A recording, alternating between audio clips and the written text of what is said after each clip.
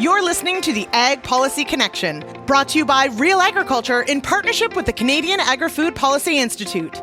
We're connecting the dots between the people and the policies that shape agriculture and farming today and into the future. When the Canada-European Union trade deal was implemented in 2017, it was projected at the time that it would drive additional agricultural exports from Canada of up to $1.5 billion, including $600 million per year in new beef exports. Here we are more than 5 years later. Approximately $23 million of beef was shipped to the EU in the most recent year that we have data for. Meanwhile, concessions from an agricultural perspective were also made on dairy access into Canada, with nearly 18,000 tons of European cheeses allowed into the country under CETA, with the Canadian government compensating dairy producers for allowing that market access in the meantime. I'm Kelvin Hepner, and on this episode of the Ag Policy Connection, brought to you by the Canadian Agri-Food Policy Institute and Real Agriculture, we are going to dive into the nitty-gritty of the Canada-EU trade deal, or CETA, the negotiations, the steps along the way, what both sides were hoping to get out of the deal, whether it's lived up to those expectations, and how the deal looks today with more than 5 years to look back on after it took effect in 2017. Our guests for this episode are none other than Steve Verheul, who recently retired as Canada's chief trade negotiator. Whether we're talking World Trade Organization talks, the Canada-EU, Trans-Pacific Partnership, the new NAFTA, Steve was in the room and played a key role in leading Canada's negotiating team for most of those trade talks over the last number of decades. And prior to his role as chief trade negotiator, he was actually chief agriculture trade negotiator. So he's certainly familiar with the trade files in our world of agriculture. Also joining us is another person who's very familiar and has a lot of experience in this area, and that is John Masswohl, longtime government relations and international trade lead with the Canadian Cattle Association. John's been on the ground for a lot of these trade talks and meetings around ag trade issues, a familiar trade expert for those of us who have been following ag policy and trade policy over the last couple of decades. So with that, we're going to go behind the scenes of a major trade deal, Canada's second largest trading partner, if you look at Europe as a whole, the Canada-EU Comprehensive Economic and Trade Agreement, if we want to use the proper name, how the deal was reached, and what it looks like. Today, you're listening to the Ag Policy Connection.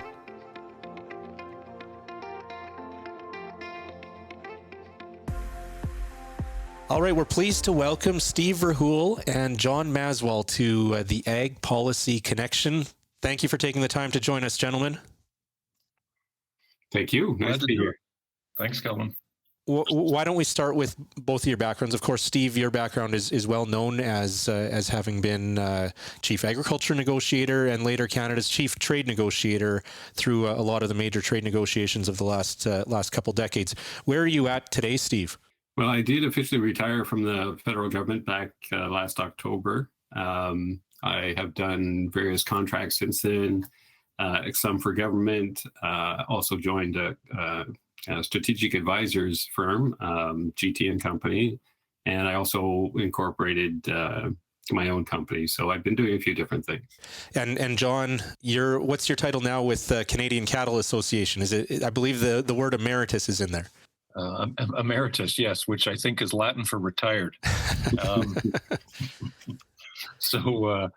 I also officially retired from CCA, I guess about 3 years ago it was now. And, I've kept a contract with them to keep working on a few of the trade files and some of the unfinished business. And I guess some of that is what we're going to talk about today.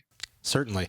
And Steve, why don't we start then from the beginning when it comes to CETA, the Canada-EU deal? When did negotiations or talks with Europe begin, and what did that process look like? Well, I'm trying to remember the exact date. It was sometime in 2009, I believe. And what it looks like is a lot of preparation actually takes place before we get to the negotiating table. So we went through an entire exercise of scoping out with the Europeans what we were going to negotiate, what we we're going to cover, all that kind of thing. And then frankly, most of the work in the negotiation is done at home. It's all the preparation internally, it's all the consultations, developing positions, strategies, proposals. So by the time you hit the negotiating table, the largest part of the work is done.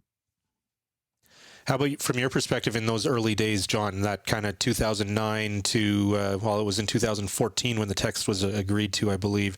What were you working on and paying close attention to? Certainly the Canadian cattle sector was looking to potentially increase its exports to Europe at that time. Mm-hmm. I actually looked up when the date was, because I do remember shortly after it was announced that Canada was going to start those exploratory negotiations. With myself at CCA and some of our other CAFTA partners, we undertook an exploratory mission of our own to Brussels. And I do remember when I was there, they announced that the 2016 Olympics were going to be awarded to Rio de Janeiro. That's one of the things that sticks out in my mind. So that was the fall of 2009. You know, if you think of that time of where we were in the beef sector, we still weren't really fully recovered from the BSE market closures. And we were really looking to reestablish previous access that we'd had to various markets, as well as trying to get access to new markets and develop new things. You know, so that was I would say we were past the desperation phase, but we still very much were not recovered from that, and looking really to open up those new opportunities. So we looked at it from that perspective, and you know, as Steve mentioned, for the industry side, once government, you know, indicates that it's doing that research work, one of the things that they do is they put out a notice. They encourage anybody that might have an interest in the outcome of the negotiations to submit their interests, what they're looking for, what are the challenges, obstacles that they would need removed. So, you know, we started doing that work so that we could file our submission, so that would be one of those pieces that, you know, Steve and his team would have as they go into the negotiations of what they needed to achieve. Speaking of those challenges and obstacles, Steve, what were some of those early barriers or hurdles that you had to clear in terms of sitting down at the table with the EU representatives? Was the EU eager to get a deal with Canada in those early days? Well, they weren't actually. We had wanted some kind of negotiation or agreement with the EU for many, many years, and had been knocking at their door and hoping to get a positive response. But the EU was not particularly interested in joining a negotiation with us. They had a number of other priorities. They didn't think that they saw the kind of upside in putting that amount of effort into something with us as compared to some of the other areas they were looking at. So it took us a while to convince them. But once they were on board, they were certainly on board, and the enthusiasm grew from there. So what was Canada's incentive for beginning these talks? What were we looking to gain from entering into CETA negotiations, Steve? Well, the EU was our second largest market after the US, and we were certainly looking for improved access to the European market. It's notoriously a difficult market to get into, so we wanted to have an inside track in trying to do that. So that was definitely an interest, purely economic, to get into such a big market, one of the second or third largest in the world. But also we felt that we had a shared value, shared culture, and much in common with Europeans that we thought would lead to the kind of outcome that we were looking for. And then lastly, I'd just say that at the time, and in fact is still true, we were looking to reduce our reliance on the US market. We wanted to diversify somewhat, and we thought that the EU would be a natural good step to move in that direction. Okay. So talks begin in 2009. What happened in the years following in terms of different rounds of talks? What were some of the big issues that had to be resolved from both sides of that table? Well, I think when we look at what we tried to accomplish in CETA, it was a very comprehensive and very ambitious agreement in both respects, the largest we've done. Certainly in how comprehensive it is. So we covered a lot of different areas, and more deeply than we ordinarily would. So there were a lot of issues to try to sort out. We had some 34 negotiating leads looking at different areas. We had a lot of sensitive issues, a fair number of easy issues too, but all of it took a while to grind through. And it was a series of negotiating rounds, particularly in the beginning. And it just, as most negotiations do, got increasingly intensive over time. John, what do you remember from that time frame while those negotiations were happening? Yeah, I think if you remember the build up to that, I did mention BSE from our perspective, but remember BSE from the Europeans' perspective as well. They had been living, nearly 20 years at that point, not being able to export from the UK, from France, I think from a couple of other EU countries, Ireland. And you think of the beef producers in that country, we had no relationship with them for decades, really. They just did not have the opportunity to engage in trade. And one of the things that we had been doing since we started BSE in Canada and the United States was looking at the global rules around BSE, and we had achieved in 2007 the new categories, the ability to reestablish trade once controls were in place. And, we said, okay, we have to get to know the beef producers in these other countries. We have to see that they have opportunities.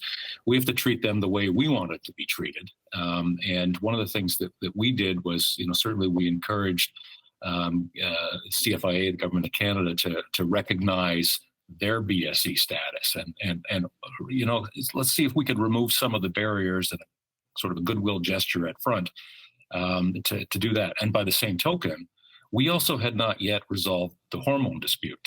I'm trying to remember exactly the time frame, but I'm pretty sure we still had the retaliation tariffs in place, and we had not negotiated a compensation thing. So I think in those couple of years, while we were doing the exploration and moving into the formal negotiations, we were able to clear off a couple of those issues and say, let's look forward to a new relationship that we can have, that we can actually have trade in both directions. And of course, the challenge we had from the EU side was that was something that wasn't quite in their DNA yet of thinking of global markets. They were very protectionist of their domestic market, and in fact still are. But at least they have started to engage in that, and we've seen some of their product come this way. So this call all kind of leads up to, where are we now, and what is some of the unfinished work and the dynamics that are going on to get there. Yeah, we're going to get to that for sure here.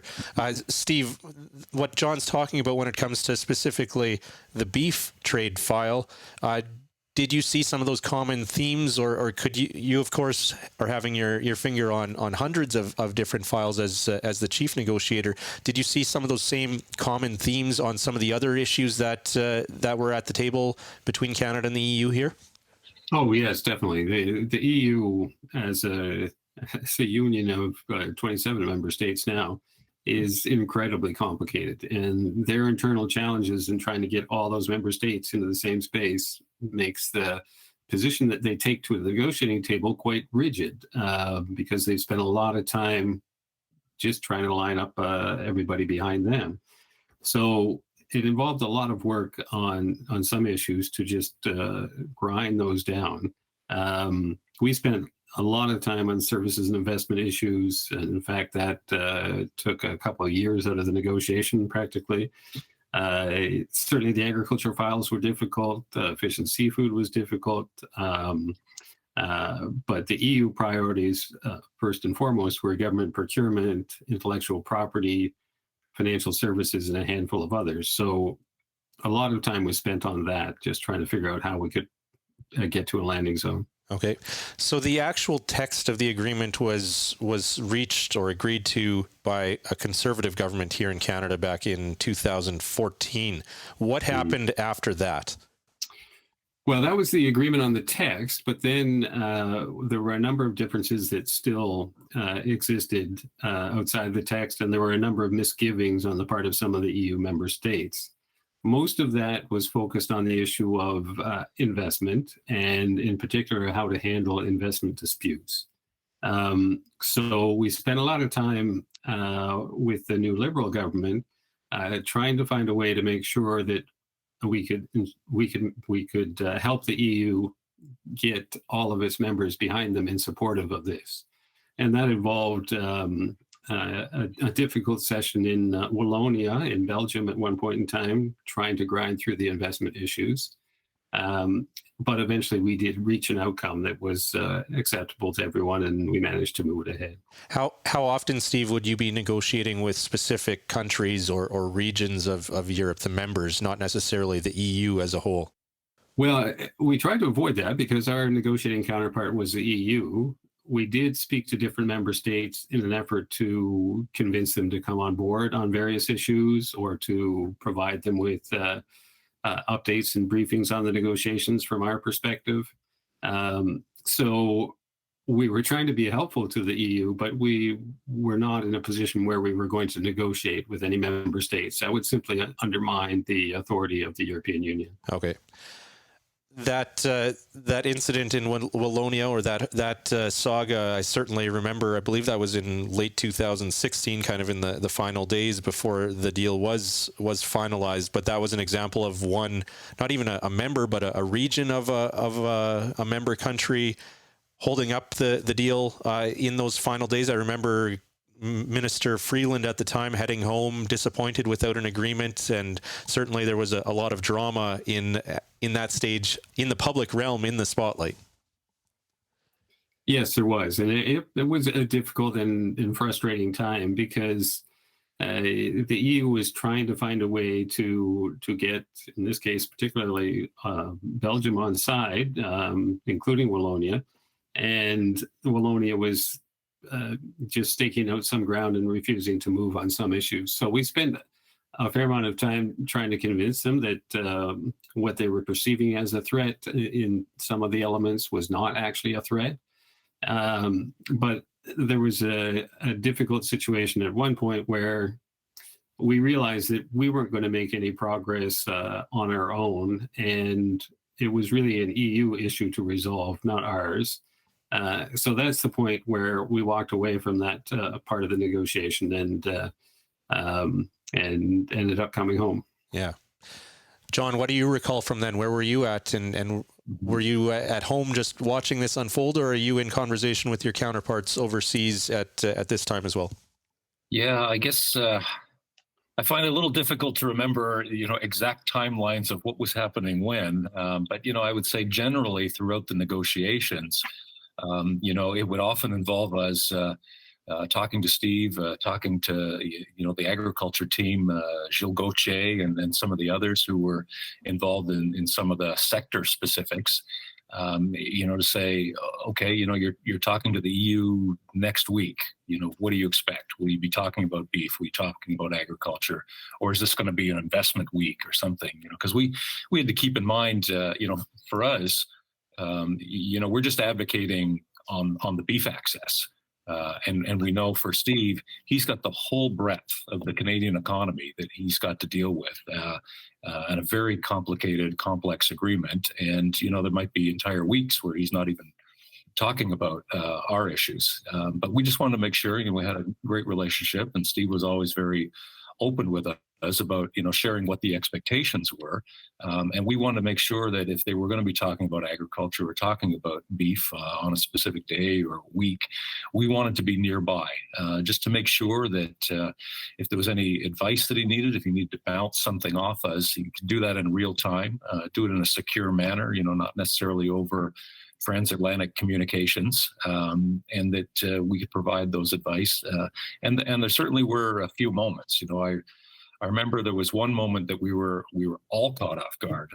Us, the negotiating team, when we were talking about the beef access being a certain quantity, and the EU revealed, well, of course we will be counting the quantity using a certain methodology that they had.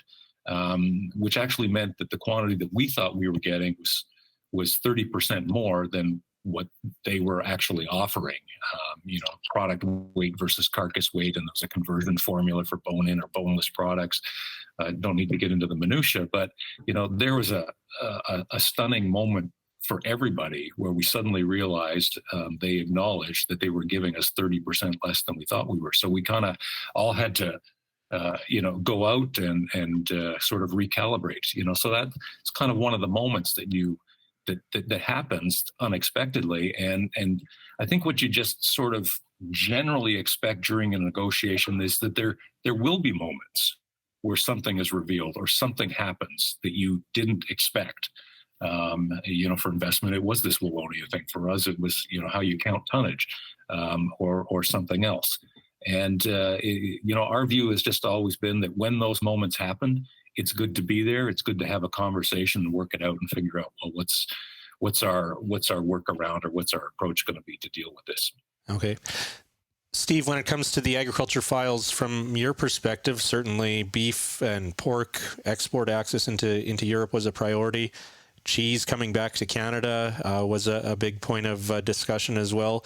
What stands out in your mind in terms of the challenges or those difficulties on the agriculture file? Well, those are probably among the two most sensitive issues on both sides. Agriculture issues often are. So it was by no means easy. I think that we took some comfort in being able to establish on the dairy side that the only access improvements we would be offering would be on cheese, and that the other dairy products would not be affected by this negotiation. So the dairy side was fairly straightforward, focused on cheese. Beef and pork, John mentioned the issue with the numbers, which was a setback that we had to then recalibrate where we were coming from after that. And there was a lot of work in trying to establish the numbers, trying to establish how much would be fresh, how much would be frozen product on both beef and pork. So there was certainly a real negotiation around all those numbers, and it took some time to try to sort out. The gaps were pretty wide in the beginning. How did you, going back to cheese, how did you reach that? I believe it's just under 18,000 tons per year was the final number for cheese imports into Canada. How did you reach that number? Well, the EU made a fairly outrageous proposal early on, which was for a number significantly higher than that. We had done our own internal calculations about what we thought might be a sensible landing zone. So we started out somewhat below that. And we very quickly recognized we weren't going to close the gaps. So that issue remained outstanding for a long time. And in fact, one of the few issues where we really had to get ministers involved and start to think about how we can close that final number.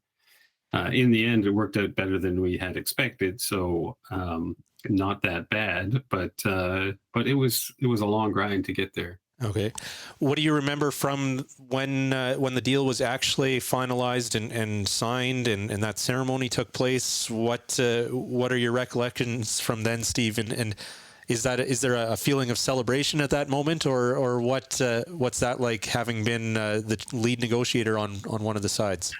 Well, yes, it definitely was a good feeling. And I think that the negotiating team kind of appreciated the moment. But in the back of many of our heads was the idea that perhaps this wasn't quite entirely done, because we were aware of the remaining concerns among many EU member states, particularly on the investment side again, and that there would have to be something done beyond what we had concluded by that point in order to get everything on board.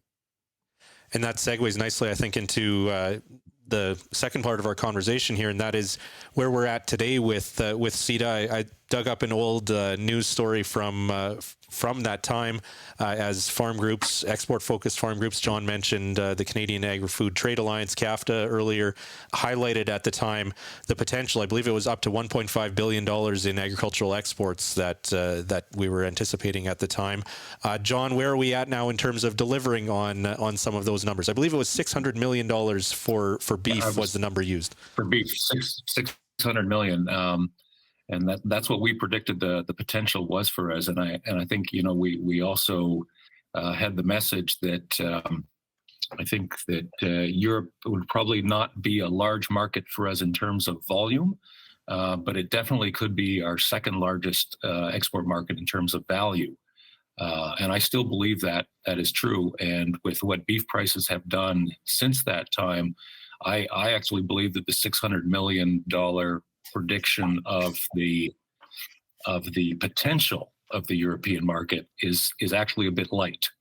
I think it could be more than that 600 million if we actually had a willing trading partner in Brussels, which sadly it seems we don't have that. They have used a number of regulatory issues that existed at the time. That we had, hoped that we would have a process to eliminate them. We haven't got there yet. I haven't given up hope yet. We still have a few irons in the fire, and we're still working on it. But as we work on the issues that were existing at the time, they are also busy building new issues related to their green plan and some other things. So, since that time, what we've actually seen is, I think last year we did about $23 million in exports to the EU and UK combined. So it's a little trickier in that the UK isn't part of the EU anymore, but it's easy to do the math on them because our exports to the UK are zero. It's a big goose egg in that the company, JBS, was probably the main exporter to the UK and developed it and had some actually good clients that were demanding Canadian beef. But JBS decided that the regulatory hoops that they have to go to serve those customers makes it not profitable. I would say part of the story on that is the good news that we have the access through CPTPP into Japan, to Vietnam, the Korea Free Trade Agreement. Those have opened up opportunities that didn't exist a number of years ago, that they actually make more money selling at a lower dollar per kilo into those Asian markets than they can make selling at a higher dollar per kilo into the EU market. So, we have some things that we're still working on, and we can still get there. I'm actually talking to you from Ireland today, and we've been meeting with the Irish industry counterparts just to give them a bit of a heads up on what we expect coming, and pointing out that of the $23 million that we've sent to the European Union last year, on the other side of that was about $150 million that they sent into the Canadian market from the EU. So what Ireland alone sends to Canadian beef and pork is more than what Canada sends to the entire EU in beef and pork. So we would certainly hope that they would want to greet our proposals in Brussels with an attitude that would result in a win-win. Because I think producers back in Canada are very frustrated with where we're at.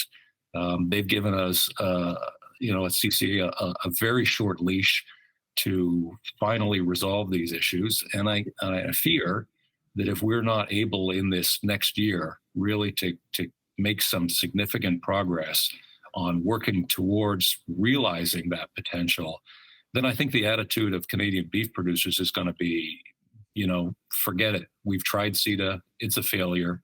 And we're going to have to see another approach in the future. So I hope we don't end up in that lose-lose approach. I think there's still that opportunity for win-win, but we do need willing partners on the EU side. Okay, so no Alberta or Ontario steak for your supper tonight, John? I did have an Irish ribeye at lunch. I didn't have to pay for it, so it was it was okay. But yeah, they're hard to find here. Yeah, that's for sure. So, why do you say the next year as a time frame for needing movement here? Right. At risk of getting too technical, we did have to submit a scientific technical dossier that we helped work on. Officially, it was submitted by the government of Canada to the European Union, has been transferred to EFSA, which is the European Food Safety. Never remember if it's agency authority, what the A is for at the end. But that was submitted in June of last year. They typically take about a year to review those, to do the scientific review on that. So let's say it's a year plus the summer, because Brussels tends to shut down in August. And let's say we get a response from EFSA this fall. Now, all EFSA can do is recommend back to the Commission to approve the use of what it is an application for the use of peroxyacetic acid in beef production. They can recommend to the Commission that they create a regulation or amend a regulation to approve the use of that. So it's when EFSA gives its recommendation that it then enters the Commission, regulatory / political process. And we feel confident that EFSA is going to recommend the approval because they do already approve the use of PAA in wine production, in alcoholic beverage production as a sanitizer, cleaning equipment, cleaning out lines. So they approve it in applications where it suits them to approve it. It's been convenient for them to not use it in beef production and meat production in the past, although it has been approved, or they have recommended its approval for use in poultry production. So what we're saying at this time is, we hope that application is going to go through as we expected. We hope that there won't be any undue political regulatory delay when it comes to that process. And, we hope that it will be approved in a timely manner without a lot of anchors being thrown out behind it or mischief coming in from this member state or that member state. And we're going to have to be guided in our approach in the future when we see how they handle it when it comes into that process. Steve, John's talking about a non-tariff barrier that has lingered after this deal was reached. From your perspective, kind of more of a high level or broader perspective, what do you see as how CETA has delivered versus what your expectations were or hopes were at the signing time? Well, I think by and large it's delivered what we were hoping for and expecting. The merchandise trade has certainly expanded considerably over time, more than it has for other markets. So we're seeing growth of our exports into the European market. We are importing more from Europe as well, and we wanted a closer trading relationship, so that's been working well. Done very well on fish and seafood, many agricultural products, other products like aluminum, machinery and equipment, chemicals and plastics, all kinds of products have been expanding their presence in the EU. And so overall, I think it's going quite well. There are obviously continuing challenges, and John has referred to some of them, but some of those challenges we knew we would have going in, and we also knew that we would not resolve them in the negotiations. We knew the EU was not going to get rid of their hormone-free requirement for beef. We knew they had extensive regulatory practices within the EU that would be a challenge for us. But we also know that there are many, many countries that export to the EU, and it's, at least in part, an economic question of how you position yourselves to be able to access that market. So no agreement is perfect. There are flaws or things that you can't agree on, and have to leave with some problems outstanding. But overall, I think I'd say that we're generally quite satisfied with the way it has come out, and Europe has become a closer ally, at least in part because of this. Is there anything that you do different? Would you put more of an emphasis on a dispute resolution mechanism or something like that to address some of these non-tariff issues that John's talking about, specifically when it comes to beef? Or looking back, maybe this isn't a fair question, but is there anything that you would do different if you would replay it? I don't really think so, no, because we do have a good dispute settlement mechanism in CETA, and it hasn't been used as often as we've used mechanisms in other trade agreements. There was never a prospect to be able to get a dispute settlement mechanism on the regulatory issues that we're talking about with respect to some of what John is discussing, because the EU is applying those restrictions to all countries around the world. It's not that they would agree to get rid of those for everyone for the sake of a free trade agreement with us. And we knew that going in. So it's a question of how much progress can we make? And we did make some progress on the beef issue in particular. We did get approval for some carcass washes during the negotiations, and that was actually something we were working on the side. But without a doubt, John's right. There are many obstacles that remain, and there's still work going on to try to resolve those. Does it matter to Canada that quite a few of the EU members have yet to ratify it domestically? We're not really concerned about that, because the agreement has been functioning virtually in its entirety since it was put into place in September of 2017. And the only issue that has not been part of the provisional agreement has been this investment dispute issue. And we're quite okay with that taking its time. We know it's a sensitive issue. We know that some member states are uncomfortable about it. So from our perspective, the agreement is functioning. It's functioning well. And the investment component that's not included so far and is holding up ratification is not something that we're all that concerned about. Okay. You know, Kelvin, I would also jump in. I largely agree with everything that Steve had to say there. I mean, we did know what the issues were, and I don't think we ever had any hope that we were going to resolve the beef hormone issue, or the ban the EU has. You know, because we knew we had been through a dispute on that. We'd won the dispute. They had decided that retaliation was acceptable to them instead of complying. You know, so when a country goes to that extent to maintain an illegal measure, you know that they're dug in. So we didn't think that was the issue. And you know, but our view was there's enough hormone-free beef production in Canada that we could make it work if we had some of these other issues dealt with. And, you know, we did know that there was a process that we had to go through in terms of the peroxyacetic acid, and we're still in that process. So I would agree that I don't think dispute settlement would be the approach just yet. Because dispute settlement is the option of absolute last resort once you've tried everything and everything has failed.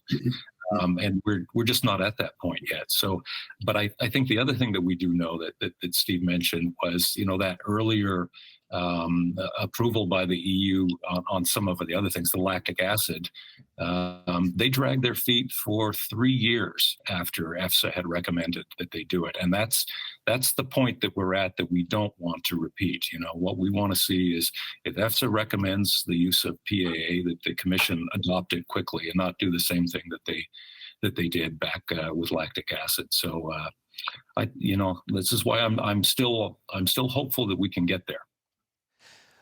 One final topic then that I wanted to ask you both about, I think, is the bipartisan nature of what happened with the negotiations with Europe. We saw the Conservatives in power for most of the negotiation process up until when the text was agreed to, when Prime Minister Harper was there for that signing.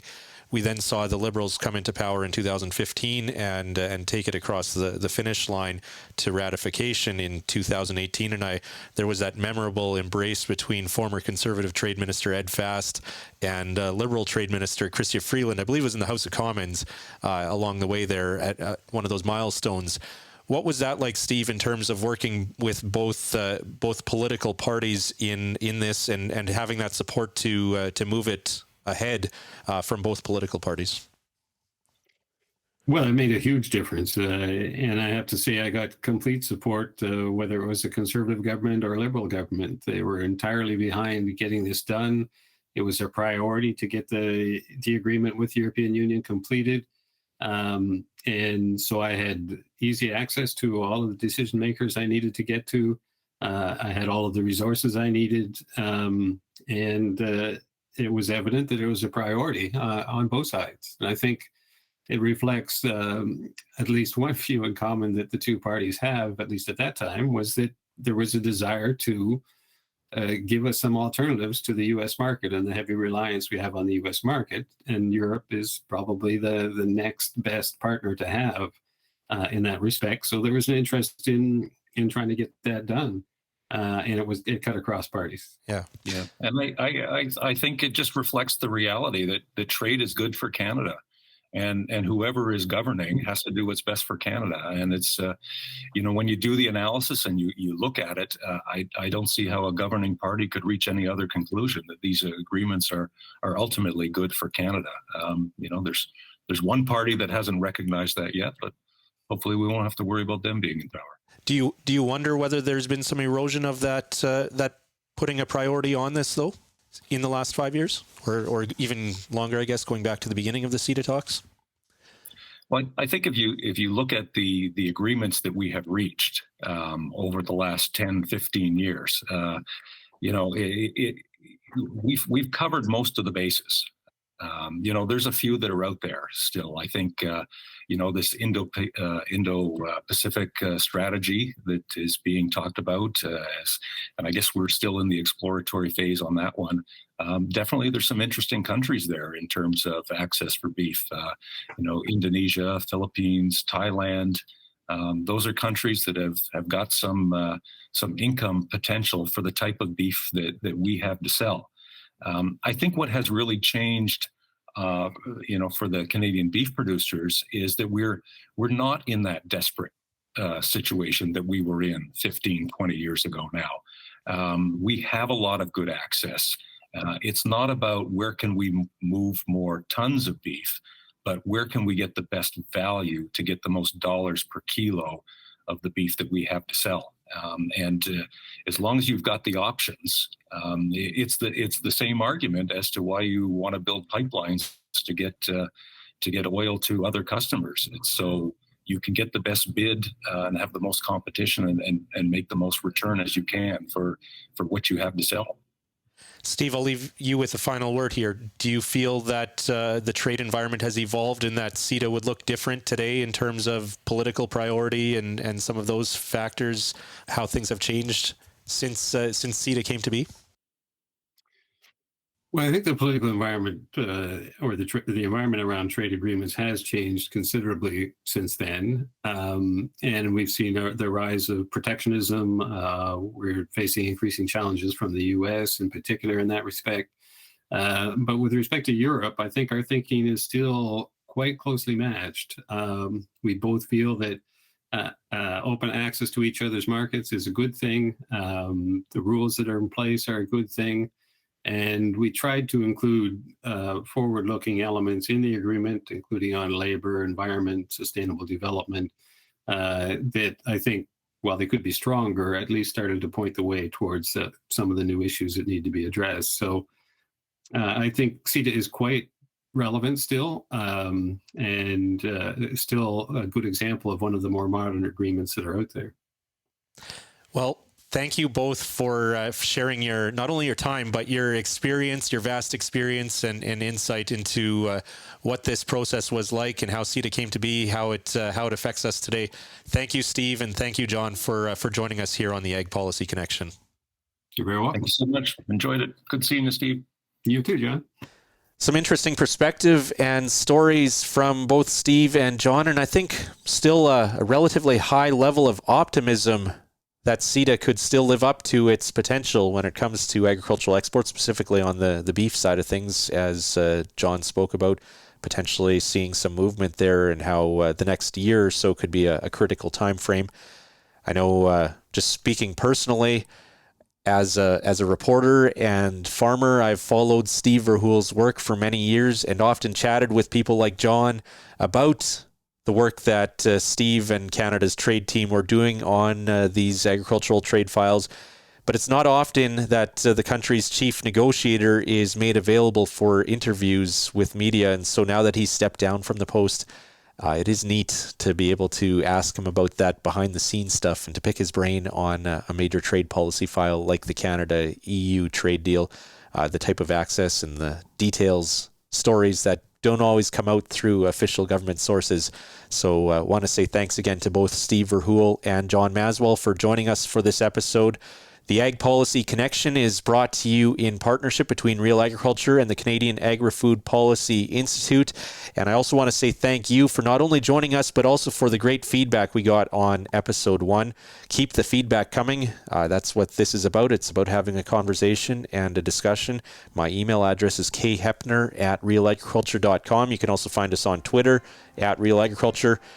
Stay tuned for our next episode as we continue to discuss and connect the dots on the big policy issues in agriculture right here on the Ag Policy Connection.